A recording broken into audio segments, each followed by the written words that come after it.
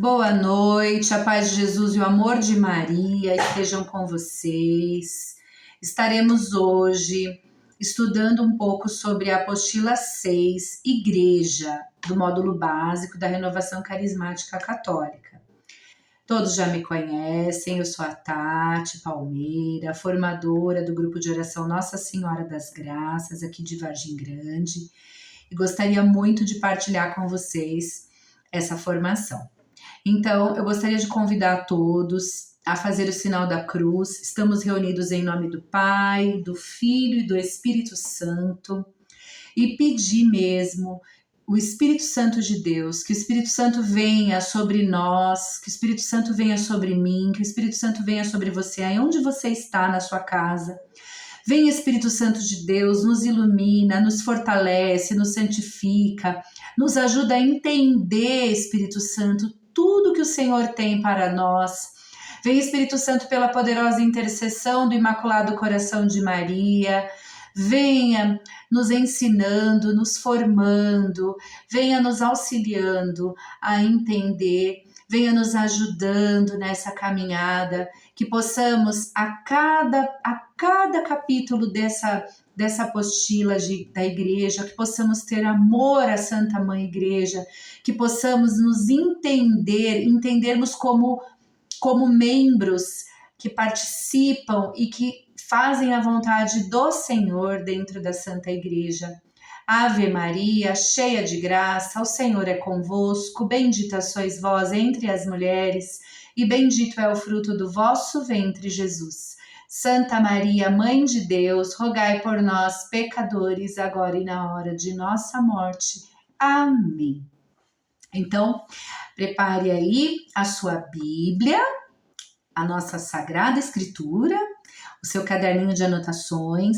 Se você tiver alguma dúvida no decorrer dessa formação, vai anotando, para depois você poder me perguntar. E vamos começar então. Nós estamos com a apostila, que é a apostila 6, eu vou mostrar aqui para vocês, módulo básico, Igreja. Dentro dela nós temos 5 capítulos que nós vamos trabalhar. O primeiro deles é o aspecto geral da igreja. Depois a gente vai estudar um pouco sobre a visão histórica da igreja. O terceiro capítulo, estrutura e organização da igreja. Quarto capítulo, a economia sacramental. E o quinto capítulo, o leigo comprometido. Esses todos são os temas que serão abordados hoje. Nós temos como referência para essa formação a própria apostila, módulo básico. Temos o Catecismo da Igreja Católica. Temos também o documento do Concílio Vaticano II, nós vamos utilizar, Lumen Gentium, e também a nossa Sagrada Escritura. Amém? Então, nós iremos utilizar. Estarei disponibilizando para vocês o slide da formação, para que depois vocês possam tirar as dúvidas, olhar direitinho, ver o que foi falado, o que foi trabalhado, fazer as anotações de vocês.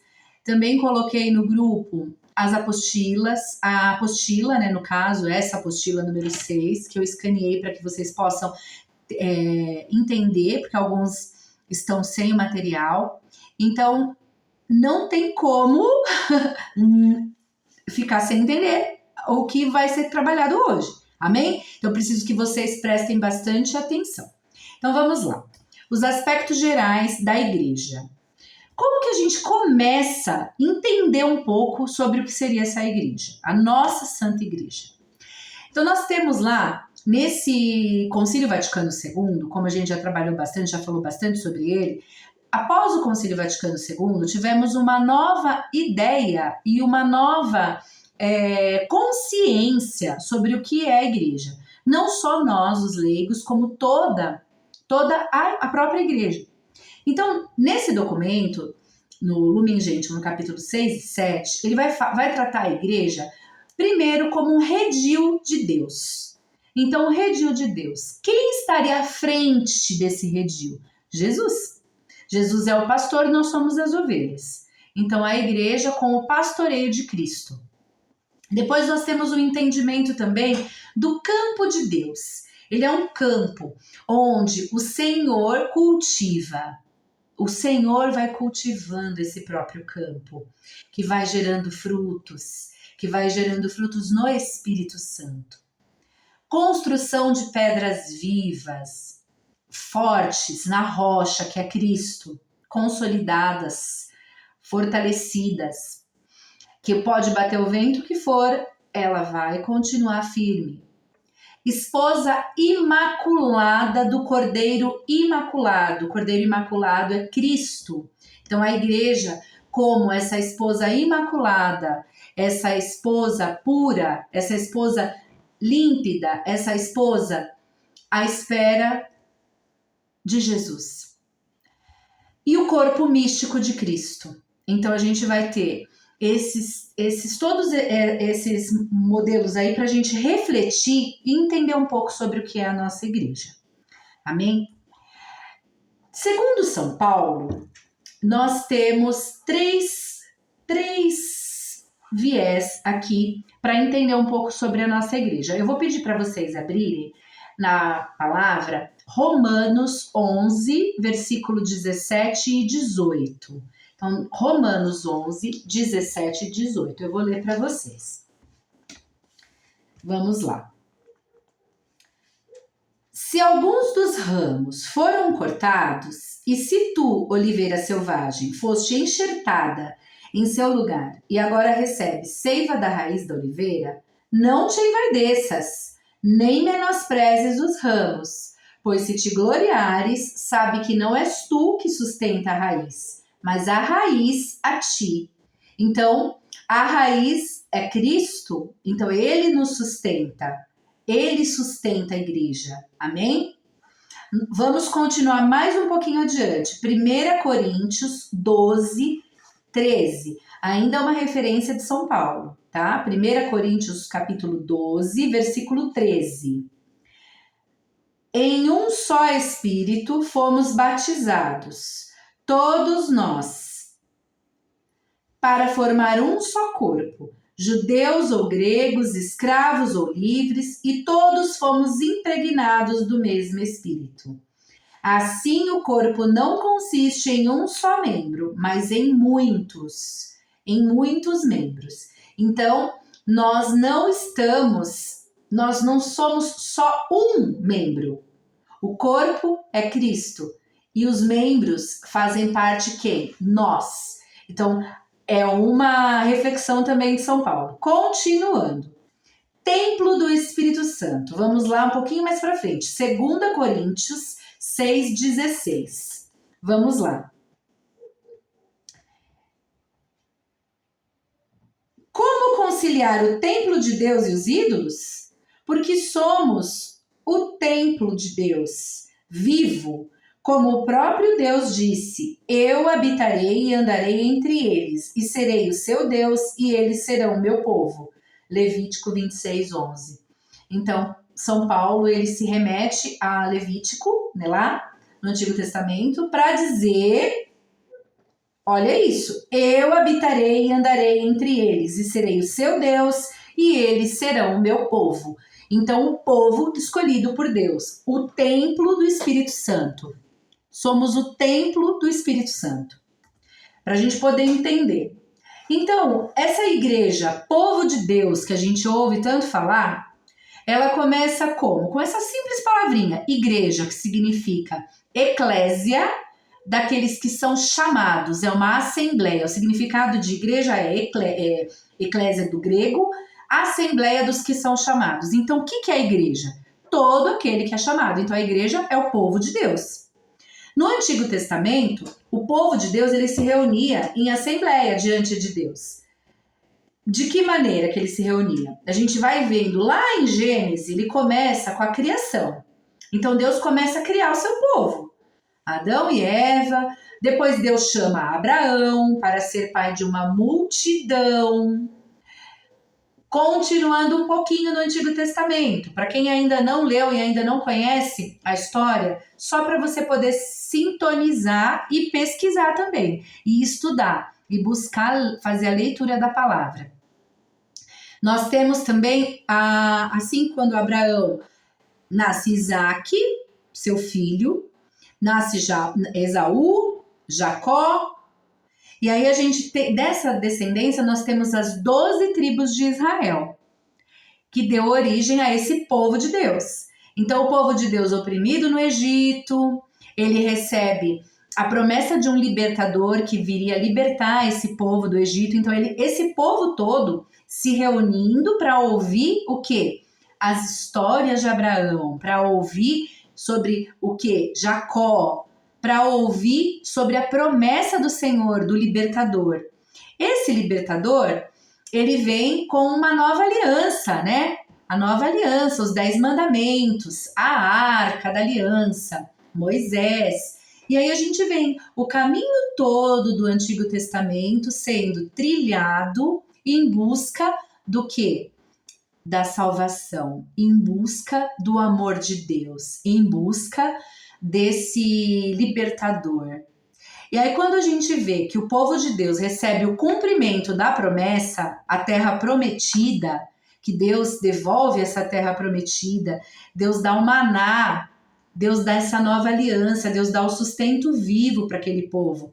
A gente começa a ver que aí existe a igreja. Então a igreja ainda não tinha ainda os seus tabernáculos, mas ela já existia porque o povo de Deus estava reunido em assembleia, entende? Então até aqui deu para entender um pouquinho. Depois a gente vê no Novo Testamento, com a chegada de Jesus, as comunidades locais, a comunidade universal com as 7 características. Eu vou falar um pouquinho para vocês, tá? A palavra da igreja, ela passa a designar comunidade local, comunidade universal. De que maneira? É o povo de Deus, uma raça eleita. Então ele foi eleito, um sacerdócio. A gente vai lá em 1 Pedro, a primeira carta de Pedro, 2, capítulo 9. Vou pedir para vocês abrirem. 1 Pedro 2, capítulo 2, desculpa, é versículo 9. Vamos lá. Capítulo 2, versículo 9. Eu vou ler para vocês. Vós, porém, sois uma raça escolhida, um sacerdócio régio, uma nação santa, um povo adquirido para Deus, a fim de que publiqueis as virtudes daquele que das trevas vos chamou à luz, a sua luz maravilhosa. Vós que outrora não éreis seu povo, mas agora sois povo de Deus. Vós que outrora não tinhais alcançado misericórdia, mas agora alcançastes misericórdia. Palavra do Senhor. Graças a Deus. Então, uma nação escolhida por Deus. Então, você sabe que você agora é o povo de Deus. Você foi eleito, você foi escolhido. A pessoa se torna membro do corpo por meio do batismo. Então, no momento que você recebe o batismo, você passa de ser criatura para ser filho de Deus, para ser corpo de Cristo, por meio do batismo. A cabeça desse corpo, ela é Jesus. Então, Jesus, ele está a cabeça da igreja. A condição do povo é dignidade, a dignidade de liberdade de filho de Deus. Então, quando você se torna filho de Deus, você adquire o quê? Tudo. Quando você é filho de alguém, você se torna semelhante a esse alguém. E você herda do seu pai e da sua mãe as características genéticas, biológicas, espirituais. Então, por meio do batismo, nós recebemos essa bênção de sermos filhos de Deus. Sua lei, qual é a lei? É o mandamento de amar como Jesus amou. Então a gente, enquanto igreja, enquanto corpo de Cristo, recebemos esse mandamento, amar como Jesus amou. Ou como Nossa Senhora diz a João, né? E a todos nós, não só a João, mas a todos os filhos, principalmente lá naquele batismo de Jesus, né? Naquele batismo não, perdão, lá no primeiro milagre de Jesus nas bodas de Caná, fazei tudo como ele vos disser. Então, a nossa obrigação é fazer o que Jesus pede para fazermos: amar como Jesus amou. Difícil, né? Sua missão na terra é ser sal e luz. Então vamos lá, Mateus capítulo 5, versículo 13 e 14. A missão da igreja, a missão nossa, de povo de Deus. Mateus, deixa eu abrir aqui, porque eu já até saí da palavra aqui. Mateus, capítulo 5, versículo 13 e 14. Vamos lá. 13. Vós sois o sal da terra. Se o sal perde o sabor, com que lhe será restituído o sabor? Para nada mais serve senão para ser lançado fora e calçado pelos homens. Vós sois a luz do mundo. Não se pode esconder uma cidade situada sobre uma montanha. Amém. Até aqui. Então, a meta é o reino de Deus. A nossa meta, como igreja, é o reino dos céus. Toda a história da salvação, ela tem um projeto. Então a igreja, ela é um projeto de Deus. A igreja é quem? O povo de Deus escolhido. Ela é um projeto do coração do Senhor. Ela está no mundo e ela se relaciona com a identidade, com o mundo, sem perder a sua identidade. Então a igreja, ela vai se relacionar com tudo o que está acontecendo. Nós, como membros, vamos nos relacionar com tudo o que está acontecendo, porém, não podemos perder a nossa identidade. Qual é a nossa identidade? Sermos cristãos, amar como Jesus amou. E temos uma missão: salvar as almas. Amém? São João Dom Bosco, ele dizia, né? Dai-me almas e ficai com o resto. Então é isso. O Senhor quer o que? As almas. O Senhor quer o coração. O Senhor quer a mudança de vida. O Senhor quer o nosso sim. E dentro da igreja, como o corpo de Cristo, nós precisamos ter a nossa identidade. A igreja como corpo de Cristo, somos todos nós pecadores, mas vivemos na comunhão dos santos. Então a gente tem, como a igreja vive? Então ela vai viver na comunhão dos bens espirituais. De que maneira? Uma fé recebida pelos apóstolos. Então a nossa fé, ela vem dos apóstolos. Comunhão dos sacramentos, todos os sacramentos. Comunhão dos carismas, muitos são os carismas, porém, para cada um de uma maneira, o Espírito Santo é um só. Comunhão dos bens materiais, que é a caridade, é a gente fazer a caridade, é a gente doar, é a gente não ter apego aos bens materiais. E temos a comunhão da igreja, do céu e da terra. Então nós temos a igreja militante, que somos nós aqui na terra, lutando para alcançar a igreja triunfante, que são aqueles que já estão na glória de Deus, com os santos, Jesus, Maria, todos os que já alcançaram a santidade, já estão face a face com Jesus. Nós temos também a igreja padecente, que é a igreja que já não está aqui, mas ela está caminhando para encontrar a santidade, está passando pela purificação, no purgatório. Então, a comunhão da igreja do céu e da terra. Por que a comunhão? Vamos entender. Quando a gente vai falar, a igreja que está aqui, que somos nós, militante, a gente intercede pela igreja padecente, pelas almas do purgatório, para que eles encontrem com mais rapidez o reino do céu. Amém? Porque o purgatório é a salvação garantida.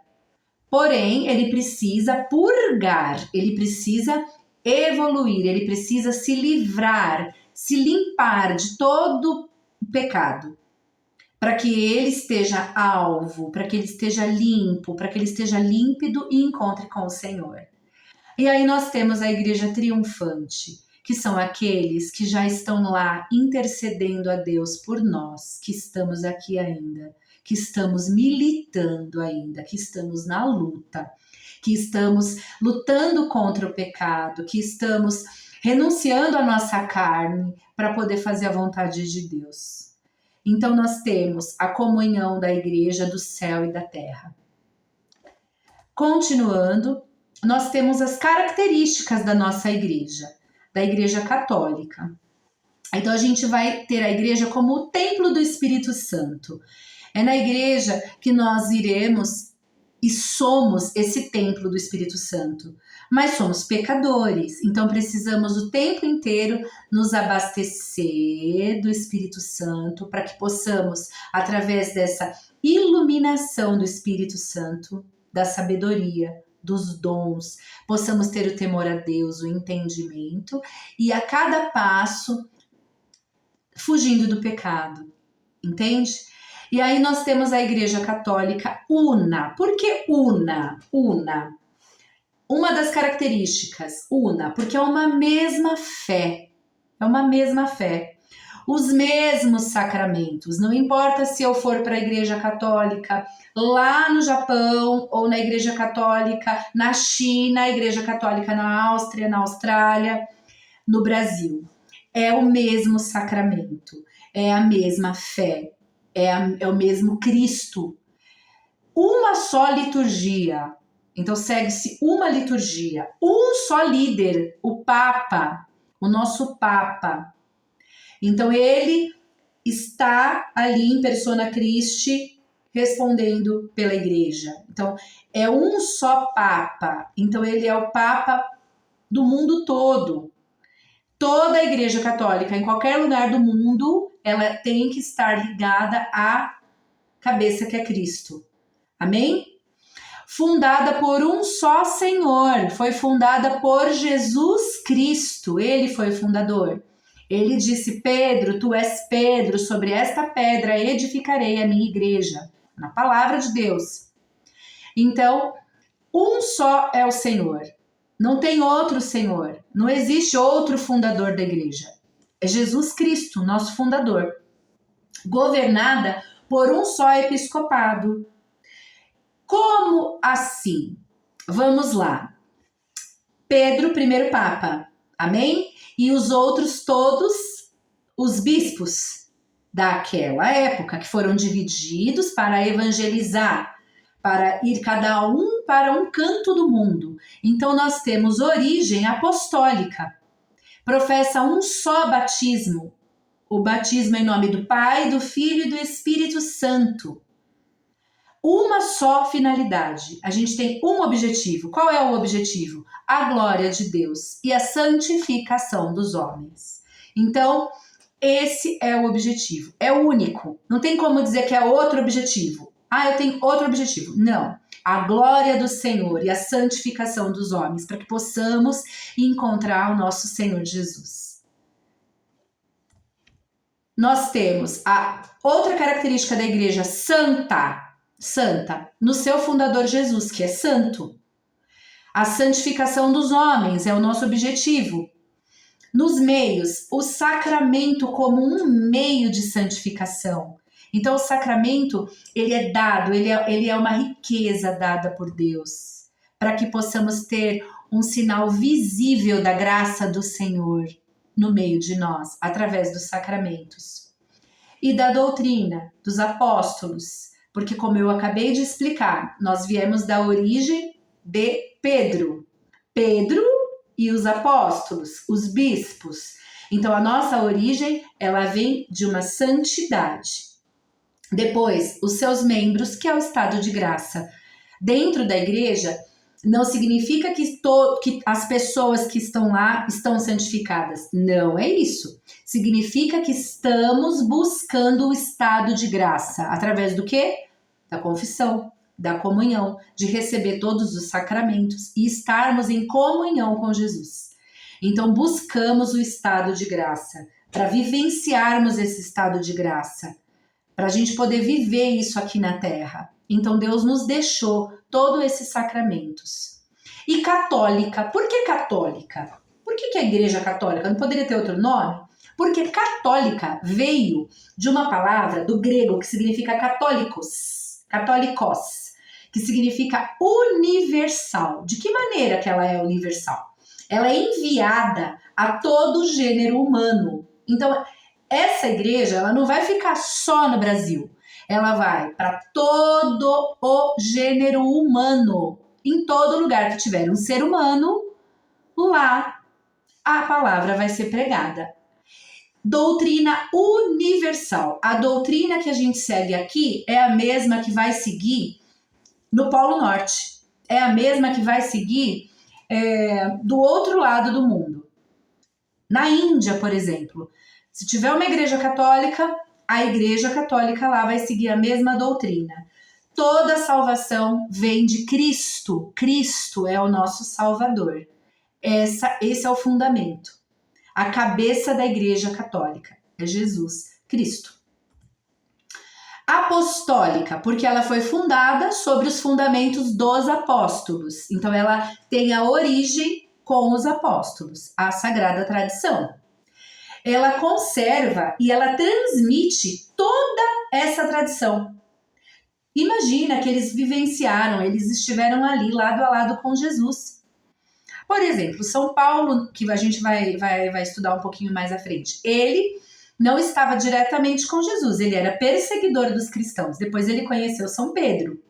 Agora imagina, toda essa riqueza, ela é passada através da tradição. Então a gente tem a tradição e a nossa origem lá em Pedro, lá com os apóstolos. Por isso que ela é apostólica. A sua doutrina, ela continua a ser ensinada, santificada e dirigida pelos apóstolos. Quem são os apóstolos? Os sucessores. Os sucessores de Pedro, que são os nossos santos, nossos papas, e os sucessores dos bispos, que são, dos apóstolos, que são os bispos. Então, a gente tem o bispado, que é a sucessão de todos eles. Pedro, ali como o líder, e os apóstolos, como os bispos. Conseguiram entender um pouquinho? Então, Jesus é a cabeça. Jesus é o nosso Cristo. Jesus é o nosso Cristo. E precisamos estar em comunhão com essa Santa Igreja. Amar a Igreja é amar a Cristo, porque ela foi deixada por Cristo. Ela é o corpo de Cristo. Todos unidos formamos a nossa Santa Igreja. Então a igreja, ela é o nosso amor constante. Eu vou ler para vocês um escrito aqui de Paulo VI, tá? A igreja, ela é nosso amor constante, nossa solicitude primordial, nosso pensamento fixo. Não se ama a Cristo se não se ama a igreja. E não amamos a igreja se não amamos como amou o Senhor. Amou a igreja e por ela se entregou. Efésios 5, 25. Então, hoje não tem como a gente dizer que a gente ama a Cristo, mas não ama a igreja, porque somos membros de Cristo. Amém? Então, por que Cristo? Cristo veio do Pai. O documento de Aparecida, ele vai dizer muito claro isso, tá? Documento de Aparecida, número 156. Muitos querem dizer sim a Cristo e não à igreja, mas isso afeta a própria identidade do cristianismo. Quem pergunta por que a igreja? Incorre no mesmo erro de quem pergunta por que Cristo? Cristo veio do Pai e deixou a igreja. Então, Cristo veio de Deus para nos salvar, para nos redimir, para nos libertar. O véu do templo rasgou, ele deixou a igreja e nos enviou o Paráclito, nos enviou o Espírito Santo, para que possamos entender e possamos ter condições para viver a santidade. Porque ele sabia que para a gente viver a santidade, sendo humanos, simplesmente seria muito difícil. E por ter tanto amor por nós, por amar tanto, por nos amar tanto, ele ainda nos deixa o Espírito Santo, para que possamos viver em unidade com a Santa Igreja. E aí a gente tem, eu vou convidar vocês a fazer uma reflexão, nós vamos finalizar esse capítulo 1 com essa reflexão, tá? Nós somos a igreja, e a igreja é cada um de nós? E aí? Posso dizer que você vive a igreja? Reflita. Segundo, A atitude de contra-testemunho de um membro da igreja não deve ser motivo para a gente deixar Jesus de lado, deixar de receber os sacramentos ou mudarmos de religião. Como você se posiciona diante dessas situações? Sente tristeza? Faz comentários negativos e sai do redil?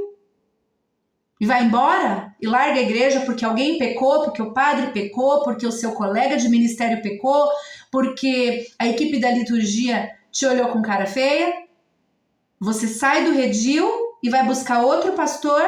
Ou você continua no redil e faz súplica e oração a favor da igreja? E a terceira reflexão. Uma das consequências do batismo no Espírito Santo é o amor renovado pela igreja e suas redescobertas. Você ama a igreja? Você está em obediência com a igreja? Essa é a nossa reflexão. Vamos parar por aqui e daqui a pouquinho, brevemente, farei o segundo vídeo explicando a visão histórica da igreja. Já fica de liçãozinha aí de tarefa para cada um de nós o filme Quo Vadis, que eu coloquei no grupo. Um abraço a todos, fiquem com Deus e em breve colocarei os slides.